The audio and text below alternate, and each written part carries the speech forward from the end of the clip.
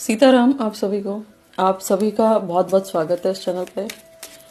देख लेते हैं कि आपका कोई सपना है जो आप काफी लंबे समय से देखते आ रहे थे या जिसको कहीं न कहीं आप इमेजिन करते आ रहे थे। तो देख लेते हैं कि जो सपना अभी तक आप देख रहे थे, क्या वो आपका सपना 2025 एंड होते तक के आपको कंप्लीट होता हुआ देखने मिलेगा।